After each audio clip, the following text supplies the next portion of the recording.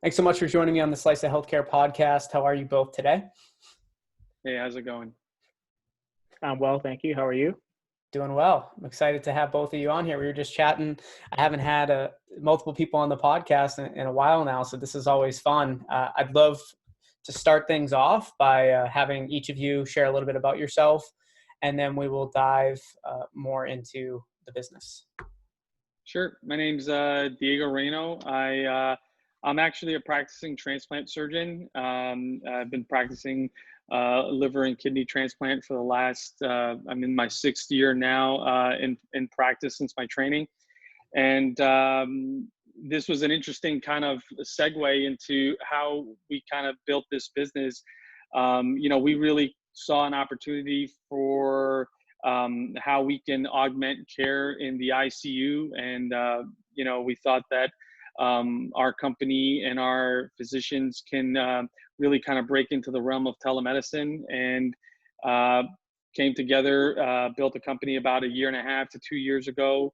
And we're an early stage company, but thought that we can, as I said, we can afford some change in healthcare in America, particularly in the ICU and in areas where there are not ICU doctors available in a lot of the remote areas of the United States and throughout the world, really. So we decided to build this telehealth company called Intercept TeleMed, and really started to build out a very strong executive team within our group. And along the way, I met Dr. Villanueva, who's our chief medical officer. And since he's joined, we've really kind of taken our company to the next level. So Israel, why don't you tell them a little bit about yourself? My name is Israel Villanueva. I'm an internist and an intensivist. I've been an intensivist for about 10 years. But prior to being an intensivist, I actually was a primary care physician for a while and also a hospitalist. So I've had a varied career in medicine. And I've been in New York City, Southern California, the Midwest, in Missouri, and now I'm here in South Florida with Intercept TeleMed. Excellent.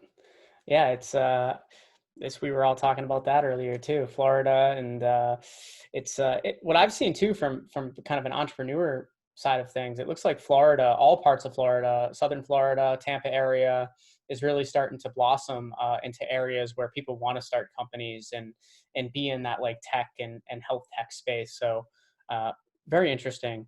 Can you share more about? You gave us a good intro, both of you, on yourself and about the company, but I'd love to dive more into, walk us through how the platform works and like potential use cases, if that's okay. Sure. So as I said, I think what we would characterize ourselves is that we're largely, we provide virtual healthcare. I think our concentration and our focus is within the ICU, but we also provide services outside of the ICU in environments that are supportive to the ICU. And so what I mean by that is that, in many environments throughout the United States and many hospitals throughout the United States, I think what's starting to become public knowledge now, and that has really been exacerbated by COVID-19, is that there are not a lot of ICU doctors like Israel running around in the United States. There's a severe shortage, and that currently exists, and that is projected to get significantly worse by 2030. And so what we've done is that we've utilized software technology that we license through Philips, which is a software technology called eCare Manager.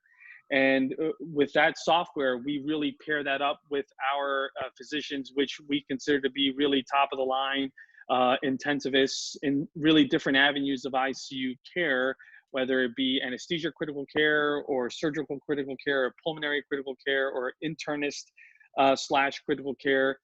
We take these intensivists, we pair them with a software package that has predictive analytics and is able to take all of the data from the patient's bedside.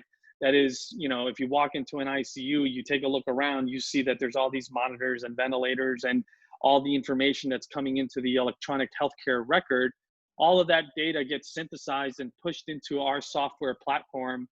And as it's being pushed into that software platform, a lot of AI is being utilized in predictive analytics that then helps inform our remotely located intensivist in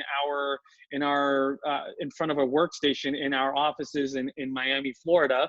And we can be taking care of a patient in Washington State, but be located in Miami, Florida, utilizing all of the information at the bedside through a two-way AV communication platform where we can examine a patient, we can write orders, make decisions, speak to the family, speak to the patient, speak to the bedside nurses, and really help deliver a higher level of care than perhaps would have otherwise been available, since there's a shortage of intensivists at the bedside.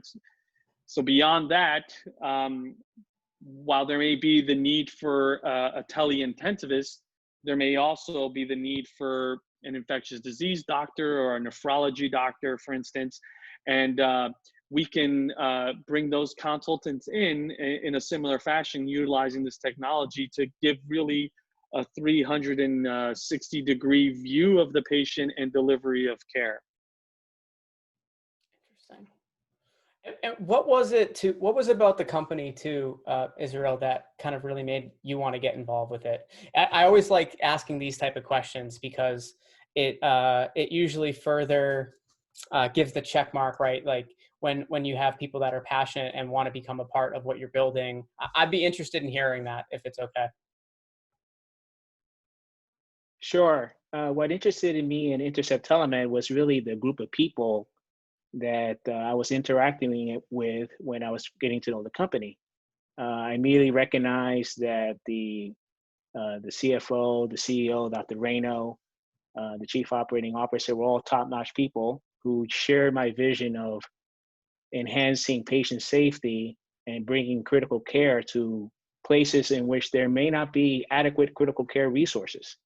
And the combination of the people plus the technology platform, Philips eCare Manager, was really top notch to me. And that's what drove my decision to join the company. Interesting. No, it's always great. And I mean, if you don't have the right people working on something, especially in this like digital health tech space, it definitely makes a huge difference having the right people, the right platform, that right area of pain. I would be interested in hearing how, this is a question I ask every guest on the podcast as of recent, is how did COVID affect business positively, negatively? Was it business as usual for your organization, or did it present any new opportunities that maybe you weren't directly aware of?